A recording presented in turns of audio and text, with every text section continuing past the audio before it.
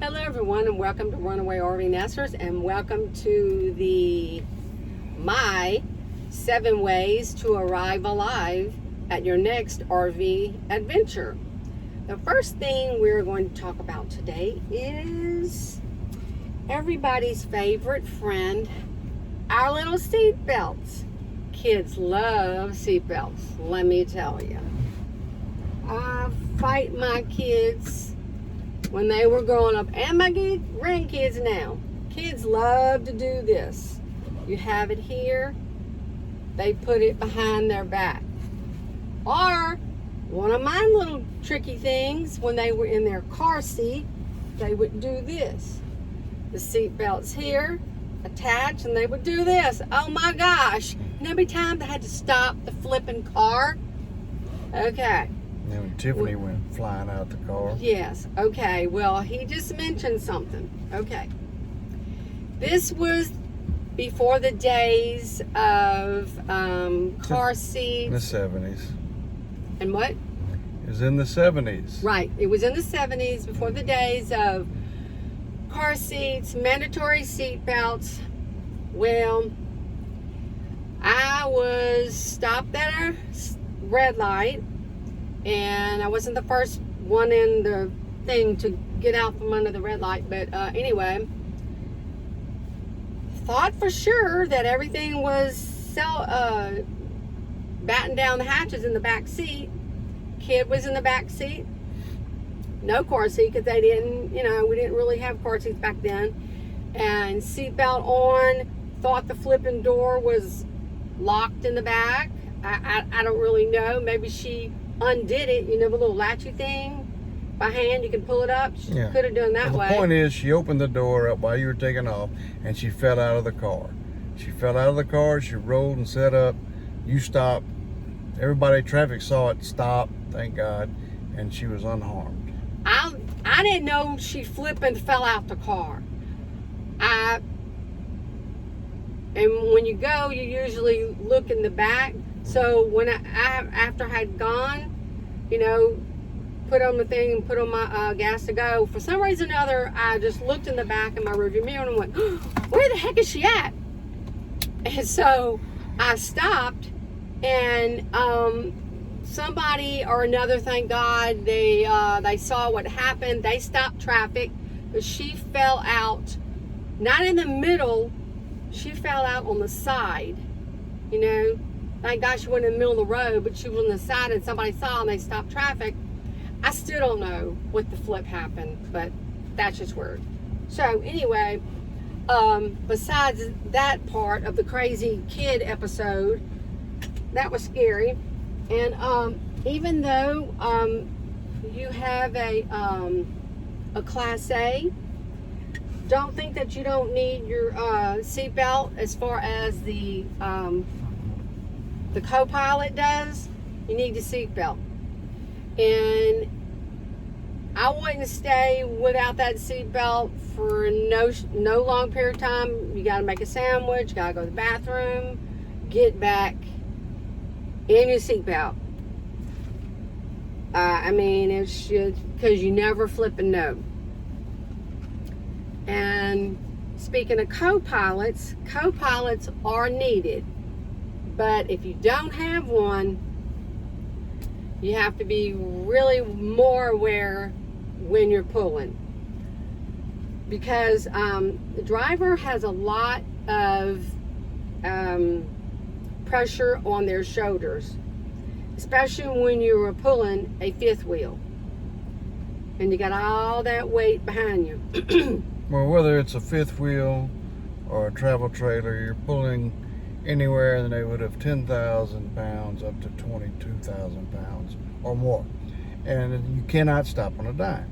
You don't drive, the speed limit in the middle of a street or middle of a town when you're pulling that kind of weight. You slow it down. You go easy. You take your time. I don't know how many times I've seen these RVs pass me up, these people pulling a fifth wheel, like I'm sitting still, and I'm saying, what the hell is gonna happen? That's an accident looking for a place to happen. You can't stop on a dime. And if you try to, it's going to be catastrophic. I can't say that enough. Catastrophic. What was our big example of a co-pilot? Oh, pulling out when we wrecked it? No. When we were in Rain, Louisiana. Oh no, that was coming back from the campground in Lafayette, and I almost pulled out in front of a car coming. I was daydreaming, turning left, and I was fixing to go, and she said no, and I slammed my brakes on. Thank God, the trailer has brakes on it too, and we missed a car. That would have been bad. I scared the living daylights out of me. Let me tell you what. So it's good to have a co-pilot. Yeah. No spare eyes, but yeah. no, I don't like backseat driving because that adds to the stress. Well, if I wouldn't have said nothing, you'd have hit that sucker head on. True. So it's a trade-off. Oh well, it comes with the territory. Yeah. So, and he was also mentioning keep your speed down for sure, because like an RV is not your car. Yep. And the tires are carrying a lot of weight. And you might, couldn't you have a blowout? So I'm going to get what these tire sensors, two companies, one of them's TMC, the other one's TTMC, and then there's a third one called Tire Minder. All three of those are reputable companies, and they come with a gauge, even a phone app, and if one of your tires starts to get low or overheated, it alerts you. You pull off before you have damage or get in a wreck. So just remember, you cannot stop on a dime like you can in your car. No. And you cannot do no quick maneuvers at all. No. And I need my glasses because I can't remember this. My glasses. And definitely no aggressive driving. So just like I said, it's not a car. You have a lot of weight behind you, and you can't just say, oh, I'm going to turn right. And somebody might be in your back door, coming to your front door. That's right. So you got to let everybody know, the side of you, behind you, that you need to move over way before you need to move over. Now, know your rig. Always check it. Every time you park, you should walk around, check your tires, look for bubbles, everything, and know the height of your trailer, because there's some bridges that are less height than what the height of your trailer is. You could lose your roof or your AC. So ours is 13'3", and if it's a good idea to put a piece of paper or something, a little sign on next to your window there, to where you can watch the bridges. Most of them have it in yellow what the heights are. So and then there's also some apps you can get, like Autopilot. You tell how high your rig is, and it'll make sure it plots you a route to get there that won't have the bridges too low. But it's an expensive app. It's not cheap. How much did that cost? I can't remember, but I think it's something like $10 or $15 a month. It might be worth it. I don't know if you know. Yeah. I don't know.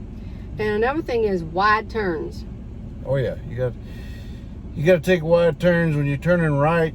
The rule of thumb is don't turn right until you can see the street directly to your right. When you see that street, then you start to turn, and that way your back end and your trailer will miss the curb. The problem is, if your car is too far this way and they don't give you the room, then you may have some issues there. So the turns have got to be just right. It can be too overcorrecting and too short. You got to make it just right. It takes practice. And don't overcorrect. Right. That's what I said. What happens if you overcorrect? So you can hit something. So the good thing to do is to go into a parking lot and practice. Go through the imaginary lanes and make your turns. Practice backing up. That's One of the hardest things to do is back a trailer up. Once you get that down pat, though, you'll be in good shape. Pulling out or pulling into a spot. What should you do? Well, hopefully it's in the daytime, but if it's not, you better have someone out there with a light, or sometimes you get these little yard lights that light up at night. You can put those out, and you can back yourself in. But best the way to do it is have your partner with a walkie-talkie behind you, looking behind you, talking to you every step of the way, and then you should be able to back it up. But always double check the area behind you too. Make sure there's nothing in the way. And so when you're pulling in or out, so you're saying that should you go fast or should you go slow? Oh, slow, extremely slow. It should take you forever to go as slow as you can. You get in a hurry, not good. What happened to us? We got in a hurry, and we got distracted, and we were talking and pulling the wrong direction, coming out of a tight place, and the back end of my trailer scraped the steel beam and cost about $9,000 worth of damage. So it's something that you got to pay attention the whole time. She should have been outside as I was pulling out, and she would have seen it coming with the walkie-talkies. It's telling me to stop. Whoa, whoa, whoa. And I just saw I was going the wrong direction. So it'd be good to have someone out there backing up or pulling out, either way, until you're completely on the road. Well, that's about it. I hope these tips helped you. And remember, no matter whether you're in your A class or whatever, keep this booger on. Yes. So y'all have a nice day, and you can catch RunAwayRV Nesters on Instagram and Facebook, and also online. And y'all have a safe trip in your next adventure. Thank you. Bye-bye. Hello everyone. Oh my gosh.